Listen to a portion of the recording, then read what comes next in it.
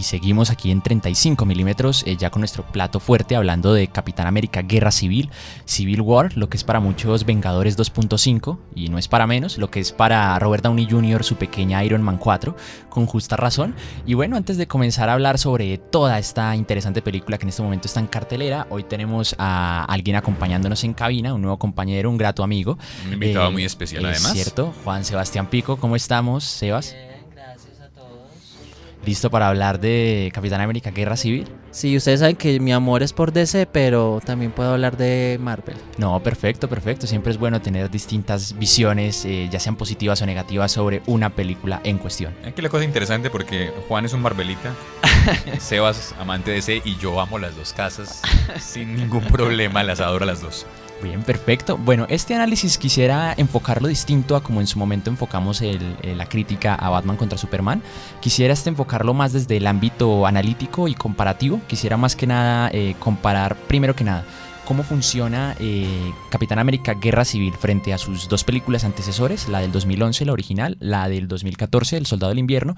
Cómo funciona esta nueva película frente al universo cinematográfico, teniendo en cuenta que amplía aún más el concepto del universo, pues por algo aparecen tantos Vengadores aquí, que fue un crossover que yo amé sinceramente. Y por último, y esperemos que nos quede tiempo, cómo funciona esta película referenciándose ante Batman contra Superman, ante su principal competencia, qué hace bien en comparación con la anterior y qué hace mal en comparación con su competencia. Así que bueno, Carlos, empecemos una pequeña, muy ligera sinopsis sobre qué va esta película, aunque ya lo hemos mencionado en programas previos.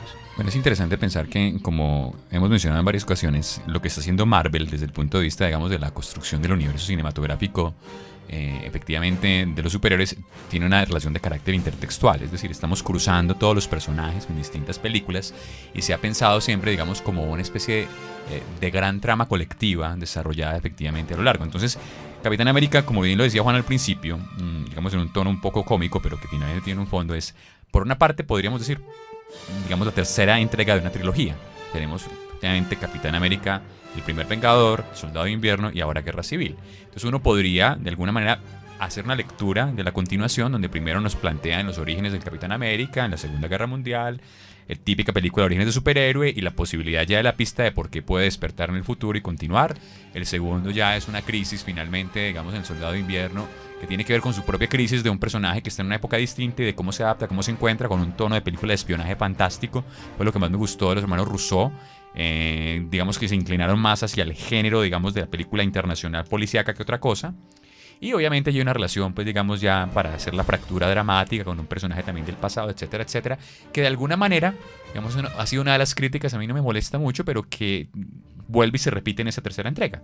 Un poco la misma relación de crisis de la segunda es un motivo importante en la tercera, sin ser el principal. Y en esa tercera nos amplían un poco el fenómeno de crisis ya de no solamente del personaje, sino una crisis del equipo, la crisis de los Vengadores, respecto a cierto tipo de tramas propias de un arco argumental, que es el arco argumental que llamamos Guerra Civil. Ahora, por otro lado, esta película, al hacer un crossover, como cuenta Juan, al reunir a varios personajes, al mismo tiempo, sin ser oficialmente una continuación de los Vengadores, pareciera o tiene la lógica de una película también colectiva de los Vengadores, lo que hace que sea como una película donde confluyen dos líneas narrativas grandes del universo de Marvel. Y entonces eso, digamos que es un reto interesante que a mi manera de ver está muy bien sorteado y muy bien logrado, porque nos logran, digamos, plantear el conflicto colectivo muy propio de la película de los Vengadores, desarrollar de una manera interesante, ponernos en una escena épica, que es la escena del aeropuerto, que es absolutamente fantástica. Y después de eso, hacer un pequeño cierre para volver de nuevo a la película que es típica solitaria del Capitán América, obviamente donde Iron Man va a cumplir un rol fundamental y jugar un poco con esta relación que desdibuja las visiones quizás, digamos, muy ligeras del protagónico y antagónico, aquí puestos en otro tipo de tonos, digamos, en un tenor diferente, y darnos una película que al mismo tiempo, digamos, tiene tono de trilogía, tono colectivo, y nos deja, digamos, por lo menos con las puertas abiertas a nuevas líneas argumentales. Es cierto. Sebas, ¿tenía algún comentario? Bueno, pues yo no soy muy fanático de Marvel, pero sí conozco el universo y conozco el cómic de Guerra Civil. Digamos que la película cumple con la necesidad de mostrar lo que es el conflicto entre Capitán América y Iron Man, pues la ley para que los superhéroes muestren su identidad y que ellos sean controlados, sean limitados. Y lo interesante del concepto de la película es que las dos propuestas de los dos bandos tienen todo el sentido, que los dos tienen algo de razón. No hay ni bueno, no hay ni malo, son dos puntos de vista. Entonces, en sí, un villano como tal, yo no lo veo en la película. Obviamente sí está este muchacho de... El Barón Zemo, bueno. Sí, que él es como un punto como que quiere generar el caos entre los dos bandos. Pero yo siento que la película hay momentos en los que, digamos, pierde la seriedad de una guerra y lo vuelve más un conflicto entre dos amigos.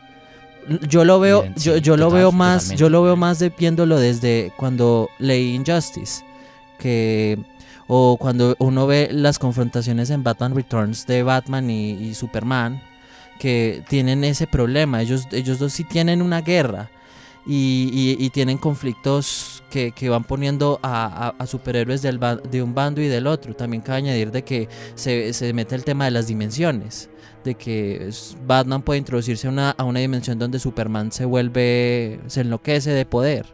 Entonces ahí sí hay guerra por bandos.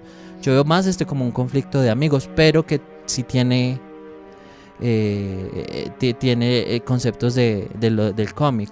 Es cierto, hay algo que me llama mucho la atención y ya lo había mencionado en programas previos, y es que este año fue el año donde se comienza a ver a los superhéroes, a desdivinizarlos, a verlos desde la otra cara de la moneda, donde se da uno cuenta que al final destruyen más de lo que salvan, y es algo que ya se había comenzado medianamente a ver desde las series de Netflix que Marvel tiene, pero que aquí se comienza a mirar que en realidad puede que hayan salvado una ciudad, pero entre su bendito caos terminaron haciendo que un edificio cayera y aplastara un montón de personas, y a partir de aquí se comienza a ver como el lado ya no tan heroico del superhéroe y la carga que unos llevan y que realmente no se pueden desligar de ellos, de pensar que terminaron matando civiles y que no los pudieron salvar a todos. Creo que se dan cuenta que su poder, su omnipotencia a la hora de la verdad no es tan grande. Y ahora ya ligándolo de lleno al tema de la comparación, ¿cómo podemos ver este crecimiento desde el primer Vengador hasta Guerra Civil?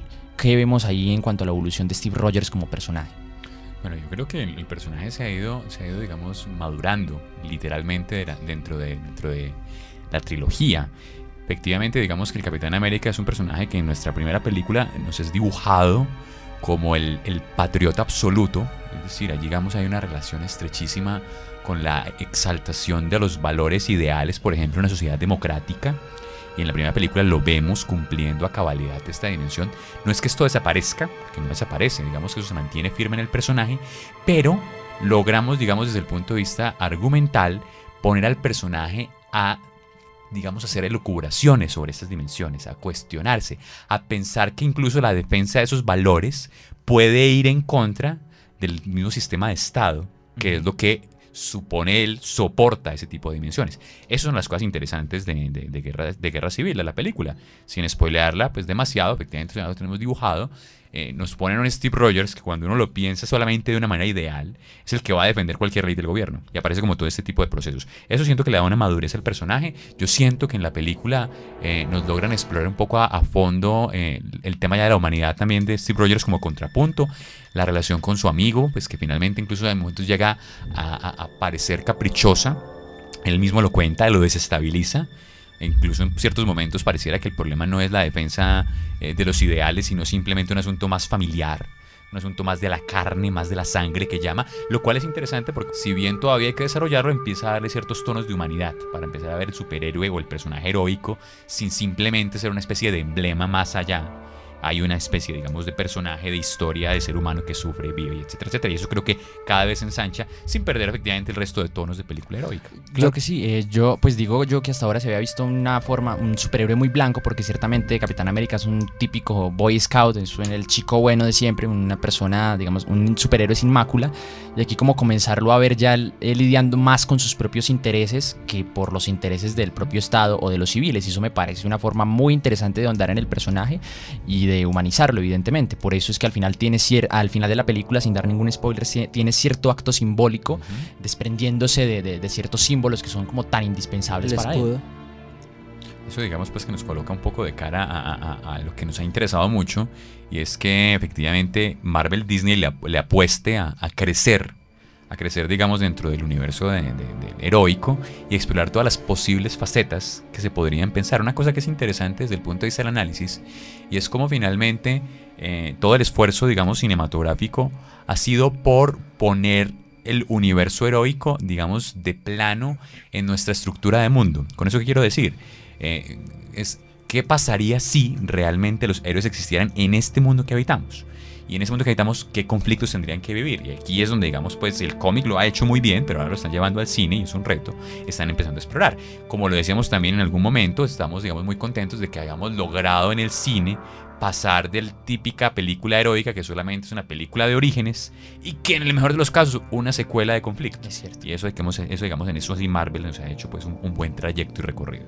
Es cierto, muy ligado a eso sobre el crecimiento del universo cinematográfico, hay algo que me gusta mucho de esta película y es que siento que encapsula muchísimos elementos, como lo es, o sea, no solamente tener una tercera parte, sino que también estamos poniendo microarcos, por llamarlo de alguna manera, microhistorias en donde ya se está planteando orígenes de personajes, como vendría a ser el de Pantera Negra, que hay una pequeña película de su origen aquí. O el de Spider-Man. O el de Spider-Man, que me parece realmente encantador con lo que han logrado concebir aquí con esta nueva versión de Spider-Man. Eso por donde lo miremos, por el punto de vista, digamos, narrativo estético, es un éxito, que es un asunto, digamos, como lo dice Juan, microarcos, microhistorias, y es contarnos al interior de otra película en poco tiempo y con mucha calidad el origen de otro personaje, lo cual nos ahorra, por ejemplo, no se tenga nada de malo las películas de orígenes, pero lo cual nos ahorra, por ejemplo, volver a iniciar y que eso sienta, digamos, para la sensación colectiva del universo como una lentitud, volver a ver entonces la película. No, más bien ya poder entrar, por ejemplo, a una película de Pantera Negra o de Spider-Man, que son películas que se vienen